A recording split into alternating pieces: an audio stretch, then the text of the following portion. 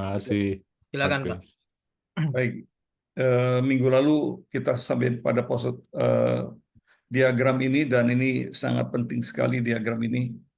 Eh, Kita adalah seperti apa yang kita lihat, kita dengar, kita cium, kita kecap, dan kita raba, dan juga apa yang kita pikirkan lah. Intinya seperti itu.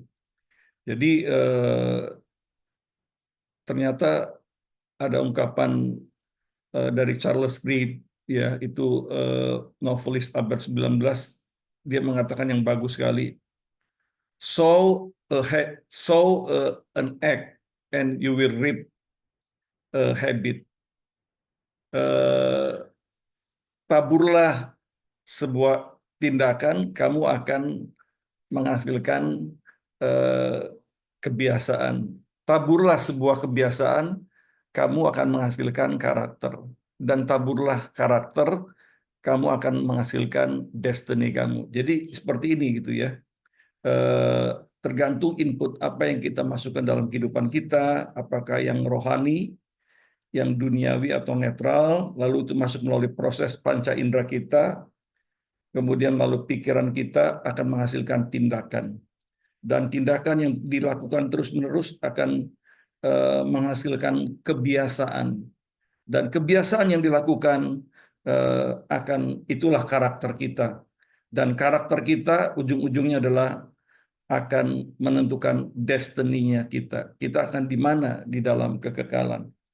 Oke, mungkin sampai situ karena saya nggak mau ulang lagi. Nah, sekarang saya mau bicara 5 karakteristik tanda level up. Jadi 2 Korintus 5 ayat 17 itu mengalir dari ayat-ayat sebelumnya. Saya melihat ada 5 tanda tuh. Jadi kalau kita mau melihat sebuah ayat, yang ayat kita adalah level up, bagaimana kita beranjak dari manusia duniawi menjadi manusia yang seperti Kristus, ya. Itu ada mempunyai 5 tanda.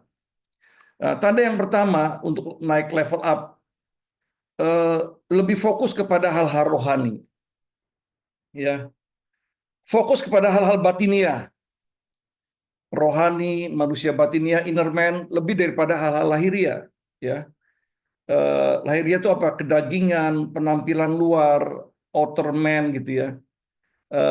Ayat 12 mengatakan supaya kamu dapat menghadapi orang-orang yang bermegah karena hal-hal lahiriah dan bukan batinnya. Ini adalah pesan Paulus yang jelas sekali. Hati-hati loh, kamu jangan boasting, kamu jangan membesar-besarkan diri kamu untuk hal-hal lahiriah. Tapi harusnya kamu fokus kepada hal-hal yang batinia. Ya. Manusia mempunyai kecenderungan untuk lebih memperhatikan dan mempertimbangkan dan fokus kepada hal-hal jasmania lebih daripada hal-hal rohania. Ingin dipuji, ingin dikagumi, menonjolkan penampilan luar dengan aksesoris-aksesoris tertentu yang mahal, branded, ya. Apa yang kamu naiki, apa yang kamu pakai, apa baju mana yang kamu pakai, juga malah dari ujung rambut sampai ujung kaki. Termasuk hamba-hamba Tuhan nih ya. Kalau ngeliat di Instagram itu, waduh, penampilannya ajubilah gitu ya.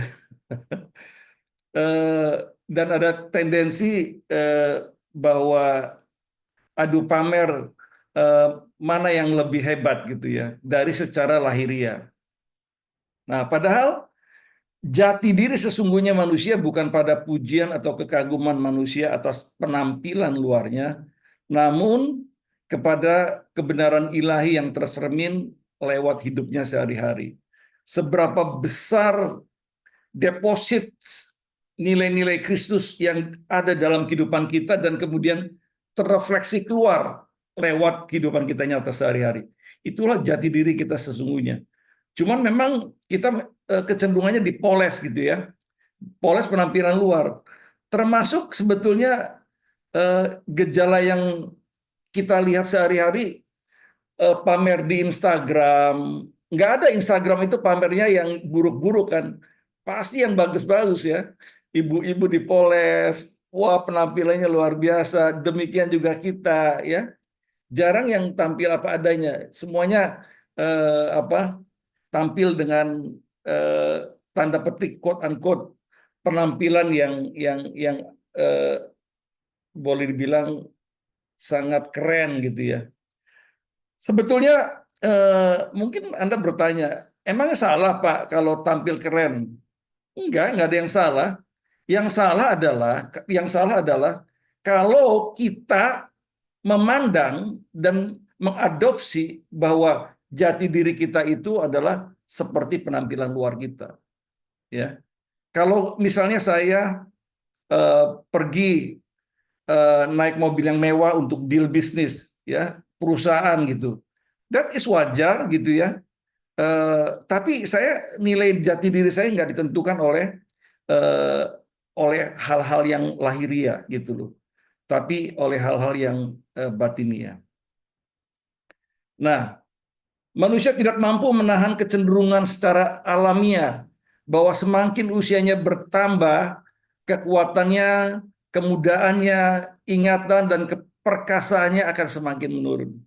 Nah, ini juga satu kesadaran bahwa semakin tua kita semakin menurun semua nih, Bro Adam juga ya. Kita terus terang aja getting now 64 for myself gitu. Waduh, banyak lupa juga nih. Makanya saya lebih banyak kalau presentasi udahlah lebih baik tertulis. Bukan hanya untuk menolong, mengingatkan, tetapi memang presentasi itu juga perlu. Saya ingat seorang yang berkata bahwa kalau kamu hanya sekedar berbicara, audiens kamu mendengar hanya akan mengerti 20% katanya. Tetapi kalau kamu eh, menceritakan dan ditambah dengan eh, materi presentasi, penerimaan mereka bisa mencapai 70 dan 80%. Dan kalau itu kemudian dilakukan, itu bisa menjadi 95 sampai 100%. Nah, jadi memang ada kecenderungan bahwa manusia ini lebih kepada penampilan lahiriah daripada penampilan yang batinia. Padahal firman Tuhan bilang di dalam 2 Korintus 4 ayat 16 dikatakan, tetapi meskipun manusia lahiriah kami semakin merosot, namun manusia batiniah kami diperbarui dari ke hari ke hari. Nah, eh, saya eh, happy, betul-betul gembira dengan ada SOTV, dengan adanya FCBH yang tanda petik membuat kehidupan rohani daripada anggota-anggota FGB Men itu dari hari ke hari lebih fokus juga kepada hal-hal yang rohani, ya. Eh, saya seringkali bilang kepada teman-teman jangan banyak ekstravagansanya lah, ya, dalam kegiatan-kegiatan di chapter. Dan juga jangan hanya membuat chapter itu memindahkan orang-orang gereja kepada chapter kita, tetapi bawalah orang-orang yang memang bermasalah, ya, ke dalam chapter kita supaya mereka menemukan Kristus dan berjumpa dengan Yesus, encounter with Jesus, dan hidupnya itu berubah. Jadi tidak ada yang salah dengan makan, tidak ada yang salah dengan tanda petik sukacita, ya, nggak ada yang salah. Tetapi lebih daripada itu kita tidak mau hanya memindahkan orang-orang gereja ke dalam chapter kita, tapi bawalah orang-orang yang tanda petik seperti Demos katakan, orang-orang yang tanpa pengharapan, orang-orang yang tengah di ujung tanduk, keluarga-keluarga yang sedang bermasalah besar, orang-orang yang sedang diliputi oleh belenggu-belenggu, belenggu dosa, belenggu kebiasaan buruk dan sebagainya, ya. Itulah target kita untuk masuk kita bawa orang-orang seperti itu di dalam chapter kita. Nah, walaupun fokus kepada perkara-perkara rohani, tapi pemeliharaan atas hal-hal yang jasmani perlu mengalami level up juga nih teman-teman, ya. Jadi jangan hanya fokus baca terus firman, dengerin lagu-lagu rohani, tapi lupa level up secara jasmani, ya. Kita perlu level up juga, ya. Latihan, olahraga yang teratur, makanan yang bergizi, vitamin, at least jalan pagi gitu ya. 2 kilo, 3 kilo, 4 kilo, 5 kilo. Sekarang aja saya ikut juga personal trainer PT ya. Tujuannya supaya Pak level up ya. At least sudah ada muscle-nya gitu ya, ototnya supaya bisa tetap melayani di usia tua juga gitu ya. Saya pengen seperti contoh mentor wanita itu Pak Brian J. Bailey 83 tahun masih pergi kemana-mana dan sampai the last breath ya, sampai napas penghabisannya dia itu melayani di hari Minggu, dan kemudian beliau akhirnya went to the Lord, meninggal dan bersama dengan Tuhan. Nah, ini teman-teman, karakteristik yang pertama adalah level up dari fokus kepada hal-hal yang rohania, bukan kepada jasmania. Tapi jangan lupa Anda juga mesti dan saya mengalami level up di jasmani dengan memelihara jasmani yang sehat, dengan olahraga yang teratur, makanan bergizi, dan juga dengan vitamin-vitamin. Karakteristik yang kedua, tanda level up, yaitu hidup untuk Kristus. Nah, ini 2 Korintus 5 ayat 15. Jadi 2 Korintus 5 ayat 17 mengalir dari 12, 15, kita nanti ngelihat. Hidup untuk Kristus dan kerajaannya dengan melayani dan mengasihi, berbuat baik bagi sesama. Perwujudan kasih itu kepada sesama, kalau kita tidak mampu mengasihi sesama kita yang kelihatan, kita tidak mungkin akan mengasihi Tuhan yang tidak kelihatan. Dan Kristus telah mati untuk semua orang, supaya mereka hidup tidak lagi hidup untuk dirinya sendiri, tetapi untuk Dia yang telah mati dan telah dibangkitkan untuk mereka. Ini ayat 15. Dari sebelum ayat 17, nats utama kita ya, tadi yang level up, 2 Korintus 5 ayat 17. Menyadari sepenuhnya bahwa hidup kita telah ditebus dan lunas dibayar. Kita bukan milik kita lagi, tetapi milik Dia yang telah menebus kita.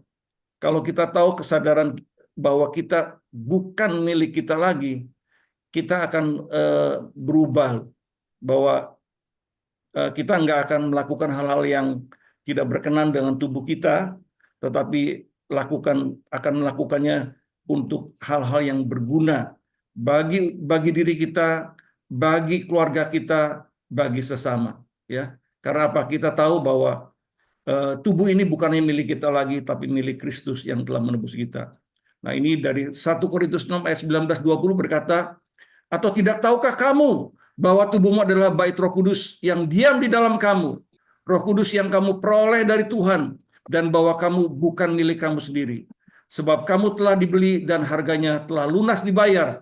Karena itu muliakanlah Tuhan dengan tubuhmu. Ini bukan berarti bahwa fokus kepada Kristus dan kerajaannya, tapi pekerjaan kita ditinggalkan. Ini penting sekali juga teman-teman ya.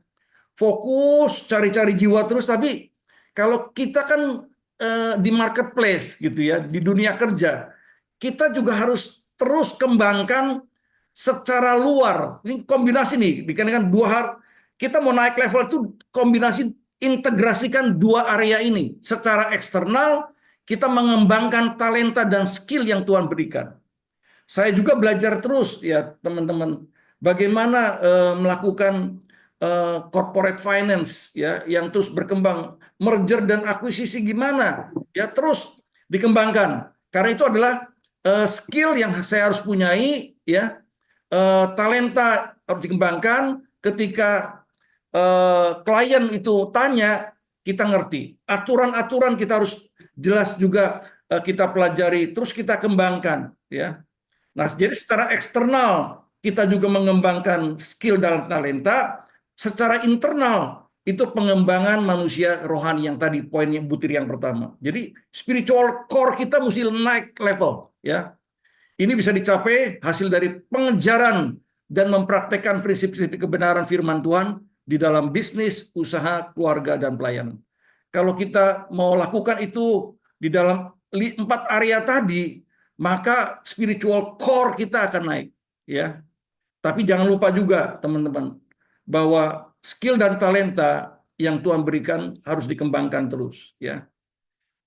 Contoh misalnya seperti Pak Bro Adam di bagian printing, itu harus terus belajar juga teknologi yang terbaru, AI ya, bagaimana supaya klien juga merasa happy, satisfied ya. Demikian juga dengan setiap orang yang bergerak mungkin di bidang konstruksi gitu ya. Nah, seperti saya kan juga preskom dari PT Spindo ya, yang bergerak di bidang pipa baja. Terus kita inovasi terus ya. Nah, itu adalah kita mesti level up. Kalau kita serving better eh, customer kita, klien kita, saya percaya itu akan ngikutin tuh, itu akan ngikutin. Dan tentu di dalam prakteknya spiritual core ini yang kita praktekkan. Jadi kita nggak ada prinsip, nggak ada menipu ya kepada pelanggan kita. Pokoknya giving the best, apapun yang kita janjikan kita tepati ya. Eh, itu juga salah satu faktor yang menunjang kelancaran dan suksesnya bisnis kita. Jadi secara eksternal dan internal. Yang ketiga, teman-teman, tanda level up adalah tidak lagi menilai menurut ukuran manusia, tetapi cara Tuhan memandang. Ingat, ayat 12, ayat 15, ayat 16, baru ayat 17. Ya. Sebab kami tidak lagi menilai seorang juga pun menurut ukuran manusia. Dan jika kami pernah menilai Kristus menurut ukuran manusia, sekarang kami tidak lagi menilainya demikian. Itu ayat 16. Nah, ini nggak gampang loh. Kita mesti level up nih teman-teman. Nggak lagi secara human, tetapi benar-benar kita harus menilai dari dari eh, mindsetnya Tuhan, cara Tuhan menilai orang lain. Saya kasih contoh tiga contoh ini ya. Satu adalah Yohanes 8 ayat 1 dan 11. Seorang perempuan yang tertangkap basah berzina. Ukuran manusia seharusnya dihukum rajam tuh. Tapi Tuhan tidak, ya. Tapi kita sering kali juga judgmental kita, ya. Kita menghakimi, orang kayak gini, udah hukumnya apa? Sikat aja, gitu ya. Tapi Tuhan tuh nggak seperti itu loh. Cara pandang Tuhan itu dia bukan toleransi terhadap dosa, tetapi Tuhan itu selalu memberi kesempatan orang untuk berubah, ya. Maka dia berkata kepada orang yang perempuan yang berzina ini setelah orang-orang yang mau melempar batu itu pergi satu demi satu, Tuhan bertanya kepada perempuan ini, di mana mereka? Mereka semua sudah pergi, Tuhan. Lalu Tuhan Yesus ngomong begini, aku pun tidak akan em, em, apa eh, aku pun tidak menghakimi engkau, tetapi dia katakan begini, eh, pergilah dan jangan berbuat dosa lagi. Ini luar biasa sekali. Jadi selalu pintu repentance terbuka. Nah, kalau kita juga menghadapi peristiwa yang sama, kejadian sama, selalu ingat Tuhan itu selalu bukan toleransi terhadap dosa. Dia nggak pernah toleransi terhadap dosa, tapi dia mengasihi manusia. Dosa, actionnya, tindakan dosanya dia benci, tetapi manusianya dikasihi. Ini luar biasa. Nah, yang kedua, seorang perempuan yang sudah kawin cerai 5 kali, ya punya moral yang buruk, namun Tuhan bisa pakai sebagai alat yang menyampaikan kabar baik. Nah, kita juga sama tuh. Kalau melihat di komunitas kita, di lingkungan kita, tetangga kita mungkin yang udah ada perempuan yang gonta-ganti pacar terus ya, kumpul kebo gitu ya. Kita seringkali nilai, aduh ini orang ini nggak berguna gitu ya. Tapi coba lihat, Tuhan Yesus kepada orang-orang yang seperti ini, sekali lagi bukan toleransi terhadap dosa, tapi Tuhan masih memberikan kesempatan yang luar biasa. Orang seperti ini dipakai Tuhan dengan luar biasa sebagai evangelis, ya. Bukan kita mau nurutin seperti perempuan itu loh, kawin cerai, bukan. Tuhan benci dosanya, tapi orang seperti ini selalu diberikan kesempatan di tengah-tengah perilaku yang buruk, ada hal yang baik yang bisa diperbuat. Dan ini luar biasa sekali. Ya, ternyata orang ini jadi evangelis yang luar biasa. Satu desanya dimenangkan bagi Yesus ketika dia bertemu dengan Yesus sebagai yang memberikan kepada dia apa eh, apa namanya the fountain of the living water, ya. Eh, Betul-betul air yang tidak pernah berhenti mengalir, tetapi yang terus memberikan kehidupan bagi perempuan itu juga. Nah, yang ketiga, Petrus yang tidak mampu untuk menangkap ikan, namun Tuhan jadikan sebagai penjala manusia. Ini juga sampai sama seperti kita. Orang ini sebetulnya Petrus ini nggak becus gitu ya. Sebagai nelayan, dia nggak becus sehari-harian sepanjang malam nggak bisa nangkap ikan satupun. Tapi oleh Tuhan, orang yang nggak becus ini dijadikan sebagai penjala manusia. Ini luar biasa. Nah, kita belajar satu hal juga. Kalau Anda dan saya dipercaya oleh Tuhan, Tuhan itu nggak melihat kemampuan kita, tapi bukan hanya tidak hanya melihat kemampuan kita, tapi yang lebih Tuhan lihat itu adalah kemauan kita. Tuhan, aku mau, pakailah diriku dan aku percaya bahwa Tuhan akan memampukan aku. Ya, jadi seperti Petrus nggak becus sebagai nelayan, tapi ketika Tuhan panggil, come and follow me, mari dan ikutlah aku. Dia menjadi seorang rasul yang luar biasa. Tadi pagi kita dengar 2 Petrus 1 ayat 5 sampai 8, itu adalah Petrus tuh bagaimana kita mengalami stage level naik level dari iman ya ditambahkan kebajikan terus sampai kepada kasih kepada semua, kasih kepada saudara-saudara dan kasih semua orang. Itu adalah level kekristenan yang sesungguhnya. Nah, itulah Petrus. Juga orang ini seorang yang pernah deny Tuhan, bahkan mengutuki Tuhan, nggak kenal Tuhan, nyangkal Tuhan, mengutuki Tuhan, tapi bisa Tuhan juga pakai dengan luar biasa. Ya, jadi nomor 3, kalau kita mesti level up, kita jangan lagi berpikir secara cara berpikir yang lama manusiawi, tetapi lebih kepada cara berpikirnya Tuhan. Nah, sekarang gimana sih caranya kayak gitu ya? Tidak lagi menilai menurut ukuran manusia, tapi cara Tuhan memandang gimana? Nah, ada perubahan mindset dari duniawi kepada pemikiran ilahi. Caranya gimana? Ada 3 ayat yang saya quote di sini. Hendaklah kamu dalam hidupmu bersama menaruh pikiran dan perasaan yang terdapat juga dalam Kristus Yesus. Filipi 2 ayat 5. Yang kedua, Efesus 4 ayat 23. Supaya kamu diperbaharui dalam roh dan pikiranmu. Dan yang ketiga, janganlah kamu menjadi serupa dengan dunia ini, tetapi berubahlah oleh pembaruan budimu, renewing of your mind, sehingga kamu dapat membedakan manakah kehendak Allah, apa yang baik, yang berkenan kepada Allah, dan yang sempurna. Caranya gimana supaya kita punya mindset seperti Yesus? Nggak ada lain. Anda dan saya, teman-teman, harus baca keempat Injil ulang, diulang. Sama seperti Steve Lightle, bagaimana dia mengatakan kalau kita ingin FGB Man ini tumbuh berkembang, akselerasi, visinya Demos itu diulang, ya. Dan sebetulnya visi Demos itu ada di dalam Lukas 4 ayat 18-19. Nah, itu ada di dalam Injil. Jadi kalau kita baca terus Injil Matius, Markus, Lukas, Yohanes, dibalik lagi 89 pasal itu. Everyday terserah Anda dan saya mau berapa, 1 pasal, 2 pasal, 1 buku, ya. Matius 28 pasal, Markus 16, Lukas 24 atau Yohanes 21, terserah, semuanya 89 pasal.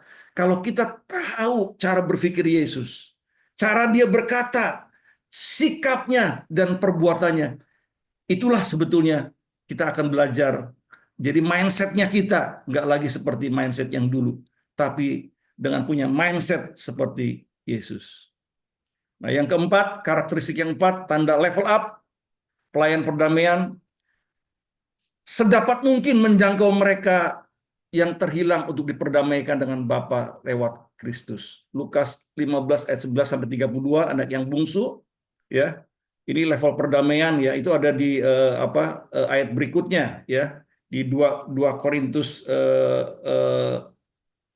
ayat 18, ya. Memberitakan kabar baik tentang Kristus kepada keluarga, sanak saudara, tetangga, pegawai, kolega, teman bisnis, pembantu, supir. Matius 28 ayat 19 dan 20. Kita jadi pelayan perdamaian. Jadi kita beritakan terus tentang Kristus, termasuk di dalam bisnis kita, ya. Saya masih ingat saya dealing dengan seorang pengusaha sangat kaya sekali, perusahaannya nomor 1 di bidang farmasi, tinggal di Bandung, dan saya speak up about Jesus. Ya, jadi sekarang jadi teman malah, ya. Satu ketika saya diundang ke Bandung, saya teks dia, Pak, saya khotbah di tempat ini, dan dia datang hadir di situ. Istrinya juga sampai bingung tuh. Siapa yang bisa buat buat suami gua datang ke situ? Dia bicara kepada tuan rumah tuh, istrinya itu ada sahabat daripada tuan rumah yang undang saya. Eh, saya nggak ada apa-apanya, teman-teman, tetapi I just speak up about Christ, ya, dan kita akhirnya jadi teman baik. Dia seorang pengusaha farmasi yang terbesar di Indonesia, salah satu yang terbesar di Indonesia, ya. Di Lukas 24 ayat 47, ini ketika Yesus bangkit kemudian bertemu dengan murid-muridnya, Yesus berbicara satu statement yang luar biasa. Berita tentang pertobatan dan pengampunan dosa. Berita tentang pertobatan dan pengampunan Kristus, ya, pengampunan dosa melalui Kristus harus diberitakan kepada segala bangsa. Nah, itulah teman-teman, karakteristik yang keempat, kita harus juga menjadi pelayan perdamaian. Nah, ini yang kelima, yang terakhir, ya, duta besar Kristus, yaitu di ayat ke-20, ya. Jadi 12, 15, 16, 17, 18, dan 20. Karakteristik yang kelima adalah duta besar Kristus, memberikan keamanan, proteksi, perlindungan terhadap warga. Sebagai duta besar biasanya ada tiga tugas utama, ya, tugas seorang duta besar. Pertama, memberikan keamanan, proteksi, perlindungan terhadap warga negara di mana ia ditugaskan, ditempatkan. Nah, bagi kita, Anda dan saya, konteks ini adalah proteksi dari nilai-nilai duniawi. Ya, Anda dan saya harus jadi perlindungan untuk hal-hal yang sifatnya duniawi tidak muncul. Ya, mungkin ketika berkata-kata dalam hal conversation, udah nyimpang-nyimpang perkataannya, Anda dan saya wajib untuk mengingatkan, no, no, no, no, don't do it, jangan lakukan itu dengan cara kita tentunya, ya. Lalu yang kedua adalah mempromosikan nilai-nilai terbaik dari negara di mana ia berasal. Nah, itu adalah seorang tugas duta besar. Nah, dalam konteks ini harus tercermin dalam diri kita adalah karakter surgawi. Buah-buah roh harus muncul dalam kehidupan kita. Itulah tugasnya seorang duta besar. Dan yang ketiga, seorang duta besar itu akan mengupdate perkembangan-perkembangan terbaru, termasuk peraturan dan perubahan-perubahan yang terjadi kepada warga negara di mana ia ditempatkan. Nah, dalam konteks ini, kita harus selalu mau memberikan firman yang murni, ya, dari Kristus dan bukan dari Injil yang lain. Jadi seperti Injil kemakmuran, harusnya FGB Men tidak lagi ikut-ikutan, ya, tetapi Injil murni daripada Yesus Kristus. Siapapun yang mengikuti aku, jalannya itu narrow, bukan jalan lebar. Siapapun yang mengikuti aku, kata Yesus, itu harus pikul salib, sangkal diri, dan kemudian ikuti aku. Itu adalah Injil Yesus Kristus, bukan Injil yang lain yang dikumandangkan belakangan ini oleh orang-orang ataupun pengkhotbah yang lain. Nah, itu aja. Jadi, saya mau ulang lagi, karakteristik tanda-tanda level up, ya. Satu, fokus kepada hal-hal batinia, ya, lebih daripada hal lahiriah. Hidup untuk Kristus dan kerajaannya dengan melayani dan mengasihi, berbuat baik bagi sesama. Tidak lagi menilai menurut ukuran manusia, tetapi menurut ukuran Kristus. Ayat 16. Yang keempat, menjadi pelayan perdamaian bagi Kristus, sebab ia telah mendamaikan kita kepada Bapa. Reconciliation ministers. Kristus telah mempercayakan pelayanan itu kepada kita. Ayat 18. Dan yang terakhir, kita adalah utusan-utusan Kristus. The ambassadors of Christ. Nah, saya ingin tutup dengan ini, sebuah pantun. Burung terbang di angkasa, seperti pesawat lepas landas, janganlah kita hidup berdosa, agar supaya hidup tidak kandas. Tuhan Yesus memberkati kita semua. Saya kembalikan kepada Brother Christian. Ya.